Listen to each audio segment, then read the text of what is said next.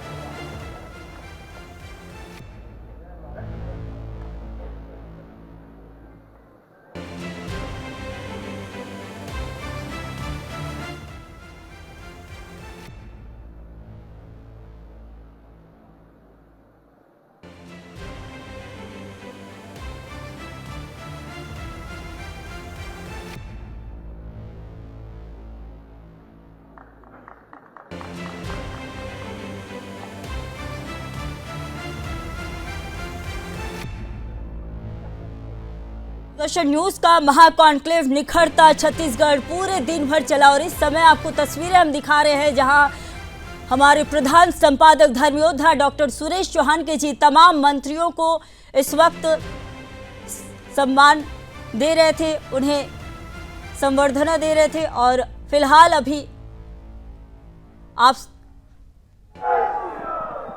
आज सुदर्शन के निखर अच्छा चलिए इसके पीछे सब एक बार और देंगे। हाँ,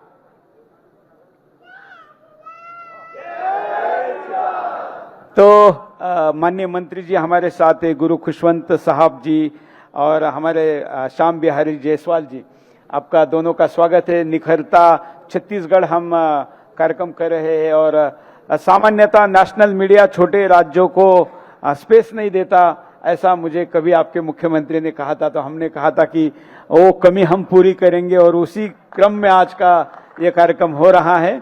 आपका स्वागत करते हुए सीधे सवाल पर आते हैं कि अभी राज्य का, भले ही राज्य बनकर 25 साल ही हो रहे हो, लेकिन जो आशा है वो तो 100 वर्ष में काम जो होने चाहिए वो है लोगों में, तो कितनी पूरी हो रही है? माइक लीजिए, आप भी हाथ में रखिए। हाँ, चल रहा है।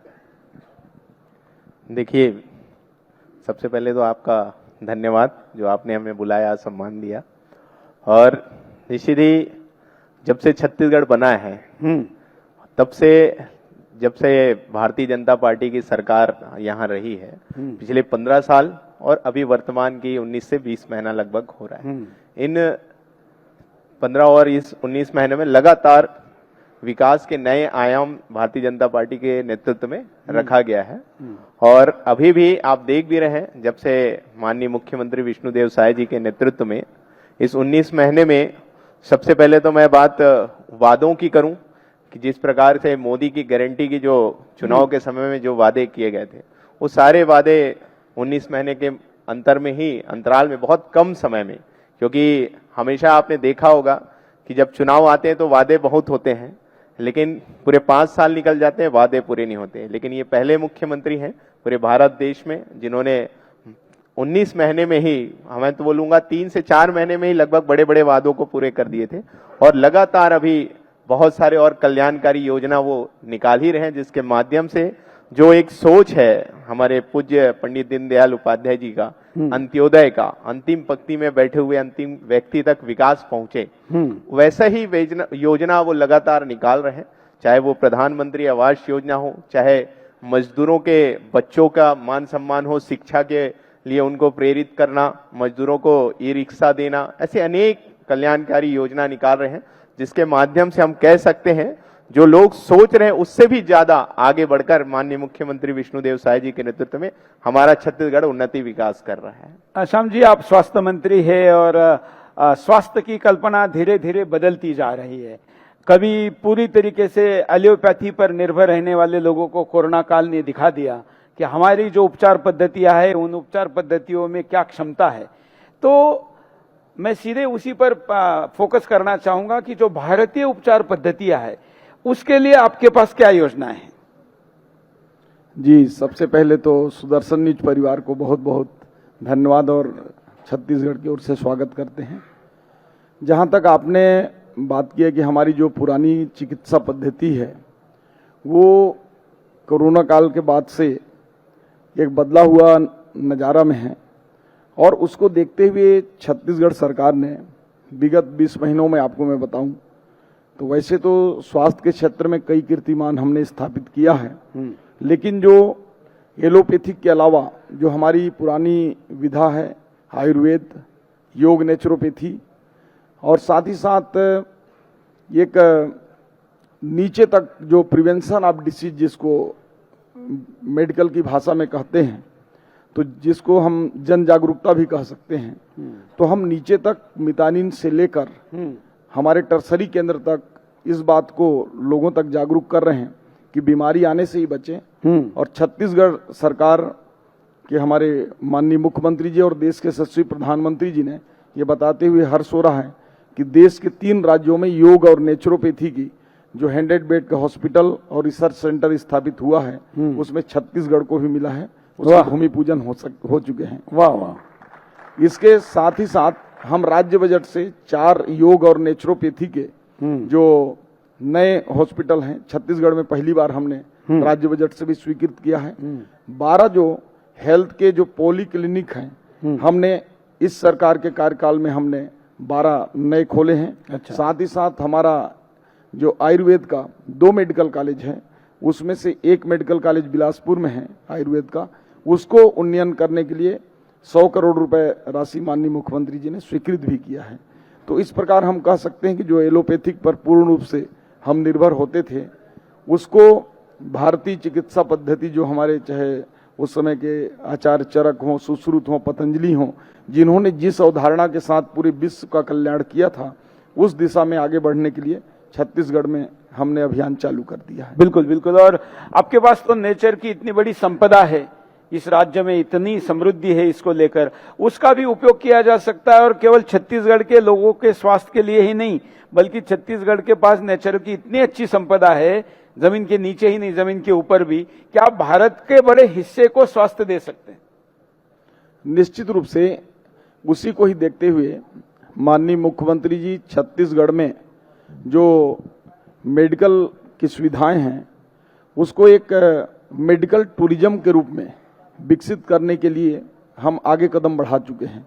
और आपको बताते हुए हर्ष है कि छत्तीसगढ़ देश का पहला राज्य है जो मेडिकल क्षेत्र में चाहे हॉस्पिटल खोलना हो, चाहे फार्मास्यूटिकल इंडस्ट्री लगाना हो, चाहे इक्विपमेंट्स का फैक्ट्री लगाना हो, उसके लिए हम जमीन भी दे रहे हैं, और औद्योगिक नीति के तहत क्षेत्र के अनुसार 40 से 55% तक का सब्सिडी भी दे रहे हैं। और साथ ही साथ जो नया रायपुर है उसमें 5000 बेड का जो हॉस्पिटल बनाकर एक मेडी सिटी के रूप में उसको हम आगे बढ़ा रहे हैं। वाह। तो ये ऐसा लगता है कि आने वाले समय में, एक समय छत्तीसगढ़ से 60% गंभीर बीमारी के जो मरीज हैं राज्य से बाहर जाते थे, और हमारे पास जो डाटा है उसके अनुसार अभी ये 20% से नीचे हो गया है विगत 20 महीने में। और पहले जो 5% भी नहीं आते थे, अभी 15 से 17% अन्य राज्यों से हमारे यहाँ मरीज आ रहे हैं। ये बहुत बड़ा अचीवमेंट है। और जो हमारा आयुष्मान पॉलिसी है, हम कैशलेस इलाज में देश में पहला नंबर हैं। इसी प्रकार से हमारी जो डॉक्टर्स हैं जिनको भर्ती भी हम तमाम पैकेज के तरह कर रहे हैं। आज हमारा बस्तर क्षेत्र में हो चाहे सरगुजा क्षेत्र में हो, हम 3 सुपर स्पेशलिटी में से एक चालू कर दिए हैं, दूसरा 1 नवंबर को चालू कर रहे हैं, तीसरा जल्द ही उसका हम शुरुआत करने जा रहे हैं। इसके अलावा अभी तक 10 मेडिकल कॉलेज छत्तीसगढ़ में होता था, 5 नए मेडिकल कॉलेज हमने इन 20 महीनों में स्वीकृत किया है, 5 एक साथ। ये बहुत बड़ा अचीवमेंट है जो पूरे देश के लोगों को आकर्षित करेगा और एक मेडिकल टूरिज्म हब के रूप में छत्तीसगढ़ विकसित होगा। बिल्कुल। मैं आपके पास आके पुनः आपके पास आता हूं। आपके पास कौशल विकास है और बहुत बार हम कौशल विकास में ऐसा मानते हैं कि हमारे पास वो कौशल नहीं है और जो बाहर से लाना है वही कौशल है, जबकि आपके राज्य के पास भी लोगों के पास ऐसे ऐसे कौशल है जो हो सकता है कि दूसरे राज्यों में या विदेश में ना हो। तो हम एक्सपोर्ट मतलब कौशल देने का भी काम करें या केवल लाने का करें? नहीं, निश्चित ही हमारे छत्तीसगढ़ के जो छत्तीसगढ़ वासी हैं, हाँ, अनेक प्रतिभाएं यहाँ छुपी हाँ, हुई है, बहुत टैलेंट है। और इसलिए इस स्किल डिपार्टमेंट के माध्यम से अनेक प्रोग्राम हम लोग कर रहे हैं लगातार। हमारे जो ITI हैं, लाइवलीहुड कॉलेजेस हैं, जिसको बहुत ही अच्छे तरीके से हम संचालित कर रहे हैं। और यहाँ के जो डिमांड यहाँ के फैक्ट्रीज को है, यहाँ कंपनीज को जो डिमांड है, वैसा स्किल हम अपने युवा साथियों को भी देने का काम कर रहे हैं। और नए थ्रेड्स जो बाहर के लोगों को भी जो जरूरत है, वैसे थ्रेड्स भी हम इसमें जोड़ रहे हैं, ताकि उनको हम अच्छे से शिक्षित करें, अच्छे से स्किल करें, ताकि फिर वो बाहर भी जाके वो नौकरी कर सकें। ये भी हम प्रयास कर रहे हैं। और साथ ही साथ टेक्निकल के फील्ड में भी हम प्रयास कर रहे हैं। और टेक्निकल के फील्ड में हम ये प्रयास कर रहे हैं कि जो हमारे युवा साथी हैं जो टेक्निकल की पढ़ाई कर रहे हैं, तो आई हब हमने GC हमारे गवर्नमेंट इंजीनियरिंग कॉलेज में हमने बनाया है। पूरा एक लैब बनाया, कंप्यूटर लैब बनाया है, जिसमें जो नई आइडियाज, नवाचार जो उनके मन में आता है, उसको वो वहां पर लेकर आते हैं। और हम मेंटर के रूप में हमारे जो अधिकारीगण हैं या प्रोफेसरगण हैं, उनको हमने अपॉइंट किया हुआ है। वो उनको पूरा ट्रेनिंग देते हैं, पूरा समझाते हैं, सिखाते हैं। और फिर जब वो बहुत अच्छे से काम करने लगते हैं और वो चाहते हैं कि उसको और आगे बढ़ाना वो बच्चे, तो हमारी सरकार 2.5 लाख से 10 लाख रुपए तक का उनको अनुदान भी देती है, ताकि वो उसको आगे बढ़ा सकें। ऐसे ही बहुत सारे काम हम लोग लगातार कर रहे हैं। और आने वाले समय में माननीय मुख्यमंत्री विष्णुदेव साय जी से हमने चर्चा की है, हमारा पूरा डिपार्टमेंट। और आने वाले भविष्य में हम एक स्किल यूनिवर्सिटी भी आने वाले भविष्य में नया रायपुर में हम डेवलप करेंगे, ताकि एक ही जगह सारी चीज हो, जिसमें बच्चे आए और किसी प्रकार को इधर उधर जाने की ना जरूरत पड़े, वहीं पर वो सारी चीजें सीख पाएंगे। तो पूरा फोकस युवाओं पे कर रहे हैं। जैसे मैं आपसे भी जुड़ा ये प्रश्न है, पहले आपसे लेता हूं फिर आपके पास आता हूं। पिछले दिनों एक प्रयोग किया गया था कि देश भर में जितनी भी उपचार पद्धतियां हैं, मतलब जो आज आयुष में, एलोपैथी में आती है, इसके सिवा कोई व्यक्ति किसी भी तरीके से किसी मरीज को अगर ठीक कर सकता है तो उनका एक सम्मेलन बुलाया जाए। और वो सम्मेलन बेंगलोर में हुआ था, उसमें माननीय प्रधानमंत्री जी भी आए थे। अगर कोई लोग अलग अलग रंगों के पानी की बोतल में पानी रखते और सूरज के सामने रखते, उस पानी को पीने से भी कोई ठीक हो रहा है। उपचार पद्धति का नाम है क्या, तो नाम नहीं पता है। उपचार कर रहे क्या, तो 10 पीढ़ियों से कर रहे हैं।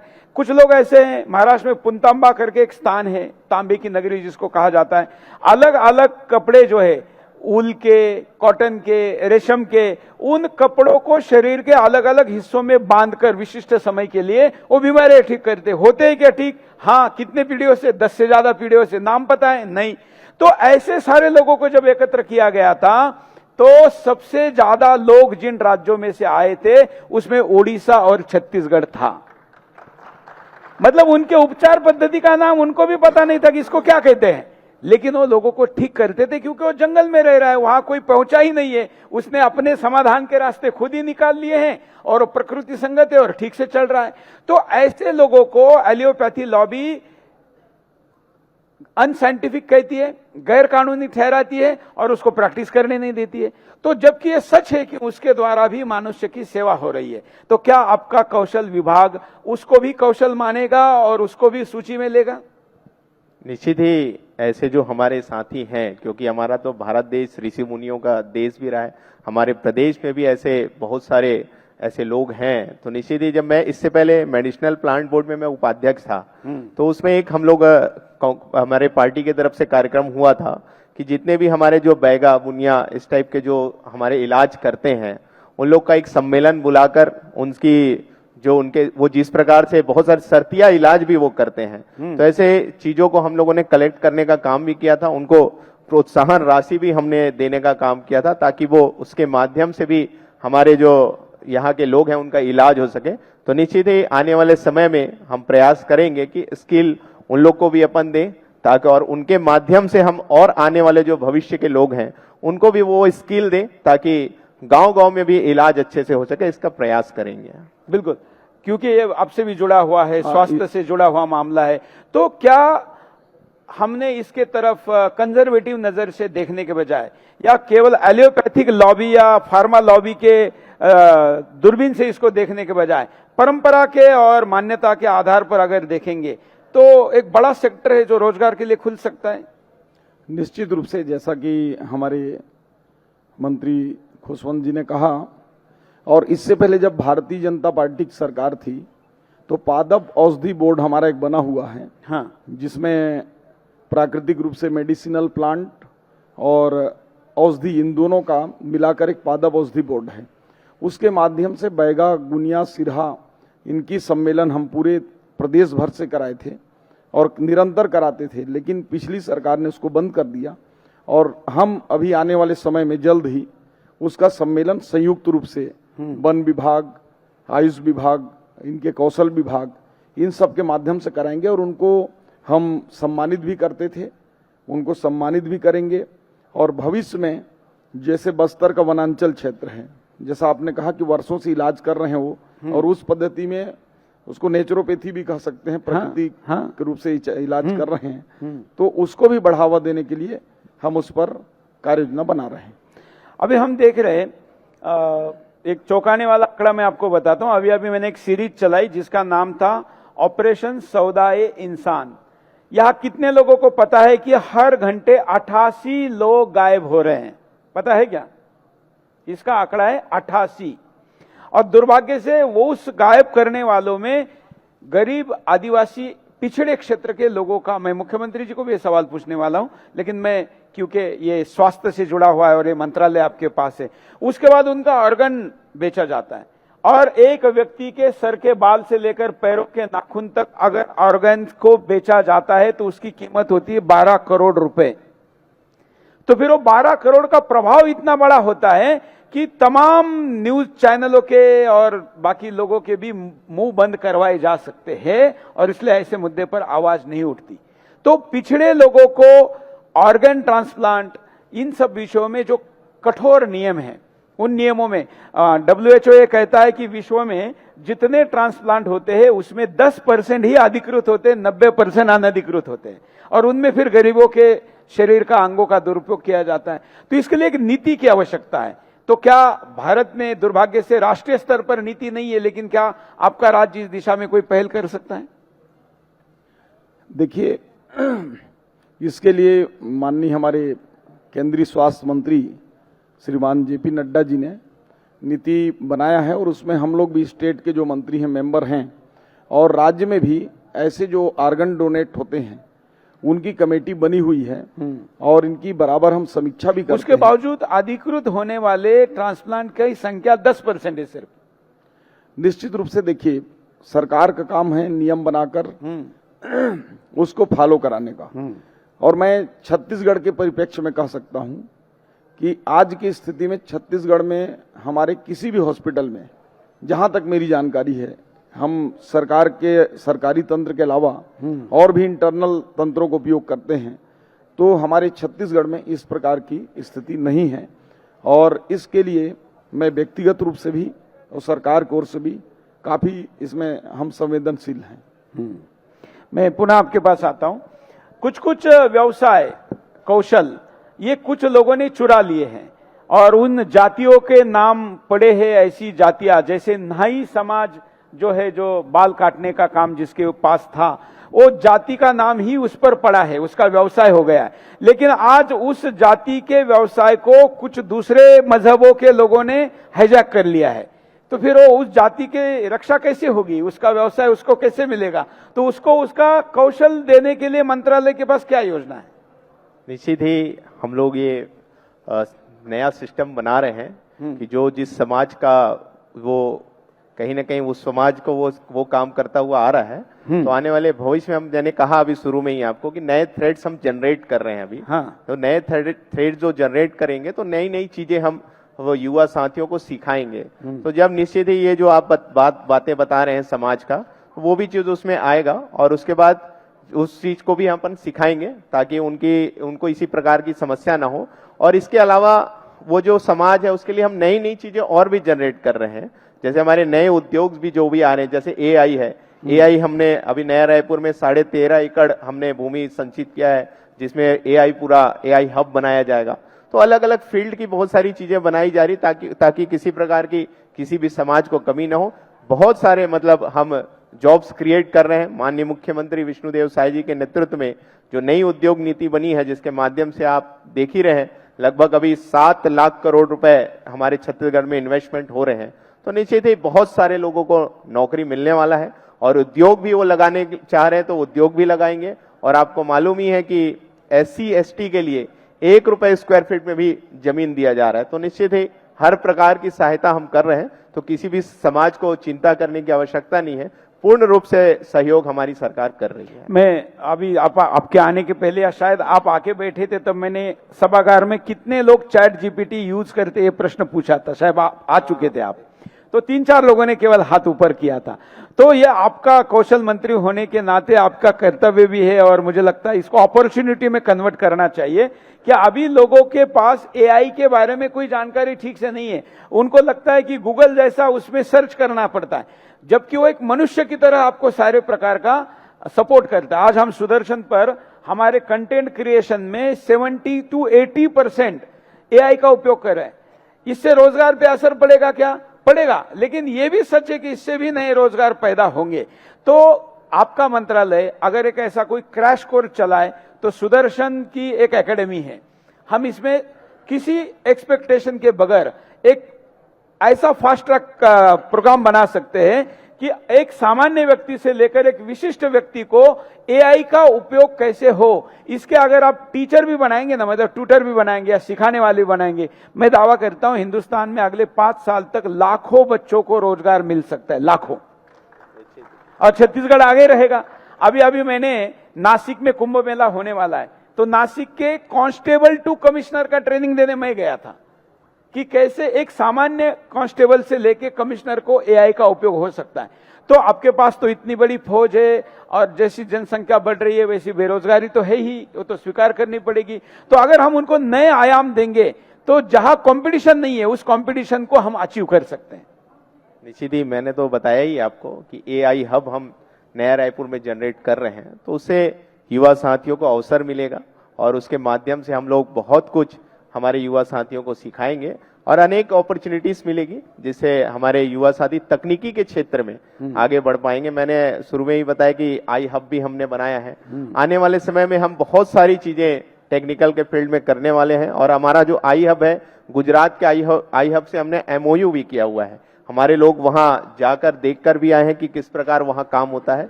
वैसे ही काम हम लोग यहाँ पे करने वाले हैं। आपके विरोधी कहेंगे कि आपके आई हब का सर्वर भी गुजरात में है। नहीं, देखिए, जो काम अगर कोई जगह अच्छा काम हो रहा है तो वहां से सीखने की आवश्यकता होती है। मैंने तो विरोधियों को भी बात की।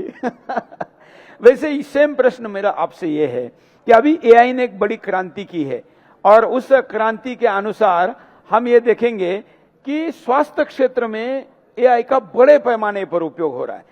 तो ऐसे में उसके लिए जैसे इन्होंने नीति बनाई और आपकी सरकार आगे बढ़ रही है, तो स्वास्थ्य क्षेत्र के लिए भी आप कुछ विचार कर रहे हैं? निश्चित रूप से स्वास्थ्य में AI टेक्नोलॉजी का उपयोग बहुत अच्छे से हो सकता है और इसमें जो अभी हमारे रोबोटिक सर्जरी है, हाँ, इसमें भी AI टेक्नोलॉजी का उपयोग करके हमारे प्रदेश में हम पहला हमारे जो मेकाहारा है उसमें ला रहे हैं। इसके अलावा जो AI टेक्नोलॉजी है जो हमारे प्रारंभिक तौर पर जो हमारे सेक्रेटरी से लेकर नीचे तक हम उनको जो AI टेक्नोलॉजी का प्रशिक्षण हेतु निर्देशित किए हैं कि पूरे नीचे तक के वर्कर को AI टेक्नोलॉजी का उपयोग हो, ताकि ये पता चल सके। वैसे तो हमारा कई ऐसे क्षेत्र हैं जहां न तो डॉक्टर पहुंच पा रहे हैं, न तो हमारी उतनी सुविधाएं पहुंच पा रही हैं, लेकिन जो हमारे नीचे का जो अमला है, मितानिन हैं, नर्सेस हैं और नीचे तक के कर्मचारी AI टेक्नोलॉजी को उपयोग करके उनको प्रारंभिक तौर पर उपचार भी कर सकते हैं। ऐसा हम अपने स्वास्थ्य विभाग में वो कर रहे हैं। बिल्कुल। इसके साथ ही मैंने पूछे हुए प्रश्न तो आपने बताए ही, आपकी तरफ से अगर आप बताना चाहें, क्योंकि अभी माननीय मुख्यमंत्री जी निकल चुके हैं और यहाँ आने के पहले हम एक 4-5 मिनट का गैप लेंगे, तो आपकी तरफ से अगर कुछ बचा हो जो आप बताना चाहते हो, और खास करके ये कार्यक्रम केवल छत्तीसगढ़ के लिए नहीं है तो बाहर भी देखा जा रहा है, तो आप क्या कहना चाहेंगे? देखिए, आपके माध्यम से मैं पूरे प्रदेश की जनता को और जहां तक देश में भी देख रहे हों, तो ये अपील करना चाहूँगा कि कल धार जिला से माननीय प्रधानमंत्री जी ने एक बड़ा अभियान स्वास्थ्य के क्षेत्र में चालू किया है, स्वस्थ नारी सशक्त परिवार। तो इस अभियान के तहत कल 17 सितंबर से लेकर 2 अक्टूबर तक हमारे पीएचसी, सीएचसी, डिस्ट्रिक्ट हॉस्पिटल और टर्सरी केंद्रों में भी पूरी तरह से माताओं बहनों का पूरा चेकअप किया जाना है निःशुल्क रूप से, और कोई भी बीमारी यदि होता है तो उसको निःशुल्क हम इलाज भी कराएंगे। तो आपके माध्यम से मैं प्रदेश की जनता को ये आग्रह करना चाहूंगा, हमारी मैं प्रश्न पूछ लेता हूं। वैसे तो मैंने आपको क्लोजिंग करने को कहा था, लेकिन बहुत से लोग ऐसे सहमत होंगे कि आजकल डॉक्टरों के द्वारा पैथोलॉजिकल टेस्ट अनावश्यक करवाए जा रहे हैं। आपका अनुभव है ऐसा कि पहले जीभ दिखकर पूछते थे कि टंग दिखाओ, आपको दवाई दी जाती थी, नाखून देखकर बताया जा सकता था। डॉक्टर के पास नॉलेज आज भी है, एमबीबीएस को भी ये सिखाया जाता है, लेकिन उसको आजकल पूछेंगे ना कि तुम लोग इतना ज्यादा ये क्यों कर रहे हो, पैथोलॉजिकल कंपल्शन क्यों कर रहे हो, तो वो कहता है कि आईएमए ने ऐसा नियम बनाया है कि आपको टेस्ट के बगैर दवाई नहीं दे सकते। ये तो एक तरीके से एक ऐसी लॉबिंग हो गई कि लोगों के जेब से पैसे निकालने के लिए पैथोलॉजिकल टेस्ट कराओ। इस पर भी कोई नीति आनी चाहिए। देखिए, चूंकि हमारे पूरे स्वास्थ्य विभाग में आप जो बोल रहे हैं, हाँ, वो सही बात है कि पहले हम लोग भी छोटे छोटे थे तो हाँ, हाथ देख के वो करके, मतलब पेट कहाँ दुख रहा है इस आधार पे दवाई देते थे कि ये नाभि के नीचे दुख रहा है, ऊपर दुख रहा है, गोल दुख रहा है, पूरा दुख रहा है, तो डॉक्टर को पता चलता कि क्या हुआ। लेकिन आजकल वो नहीं कहेगा, वो कहेगा अभी कैमरा डालकर देखते हैं कि क्या हुआ है अंदर, और फिर उस टेस्ट के 2-4-5 हजार रुपए ऊपर से निकाल देगा। लेकिन आजकल एनएमसी की जो गाइडलाइन है, हाँ, तो वो गाइडलाइन ही फार्मा लॉबी से प्रभावित है, ऐसा मेरा आरोप है। कितने लोग सहमत हैं?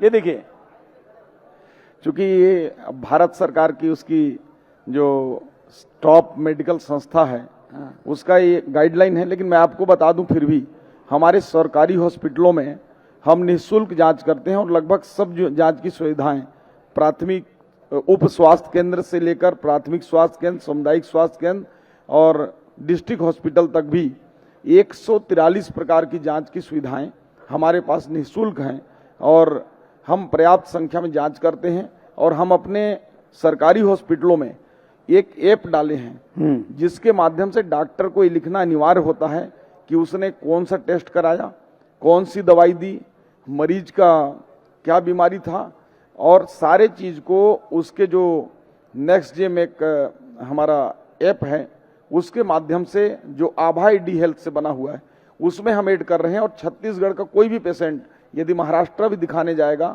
उसको आईडी नंबर यदि याद है, मोबाइल में लोड करके रखेगा, तो उसकी पूरी डिटेल वहां निकल जाएगी। ये काम हमने अभी किया है, अब और शुरुआती दौर पर है, 6 महीने में वो अच्छा हो जाएगा। वाह। अंतिम प्रश्न आपसे लेते हैं खुशवंत जी की, विकास कौशल का होना चाहिए, लेकिन कुछ कुछ कौशल ऐसे हैं जिन कौशल पर प्रतिबंध भी लगना चाहिए। तो ऐसे किसी कौशल की सूची आपने बनाई नहीं होगी, तो मैं ऐसे कुछ कौशल बता देता हूं कि आजकल राजनीतिक क्षेत्र में झूठ बोलने का कौशल बहुत ज्यादा उपयोग में लाया जा रहा है और हमारे विपक्ष के नेता रोज झूठ बोलते हुए, मतलब वहां के भी और यहाँ के तो पता नहीं मुझे, लेकिन देखिए उसका जवाब विकास है, और विकास हो रहा है, जनता देख रही है। मतलब विकास जोर से चिल्लाएगा तो फिर झूठ कम हो जाएगा। विकास जमीनी स्तर पर उतर रहा है, लोगों को उसका लाभ मिल रहा है, तो जो झूठ बोलने वाले हैं उनको अपने आप ही जवाब मिलता जा रहा है। चलिए, बहुत अच्छा लगा। आप दोनों युवा है और आप दोनों के प्रति मैं अभी सोशल मीडिया पर कमेंट भी देख रहा था, काफी कमेंट्स आ रहे हैं आप लोगों को प्रश्न पूछने के लिए, क्योंकि इस कॉन्क्लेव में हमने एक नया तरीका अपनाया है कि सभागार के साथ साथ हम बाहर के भी लोगों को प्रश्न पूछें। अब मैं सामने भी माइक देने वाला था, लेकिन मुझे पता है कि आप जो प्रश्न पूछने वाले वो मुख्यमंत्री को मैं पूछने वाला हूं, चिंता मत करिए। क्या प्रश्न है? गाय का है? ठीक है, इसके बाद करते हैं। ठीक है, तो आप लोगों का बहुत बहुत धन्यवाद, आपने समय निकाला इस कार्यक्रम में आए।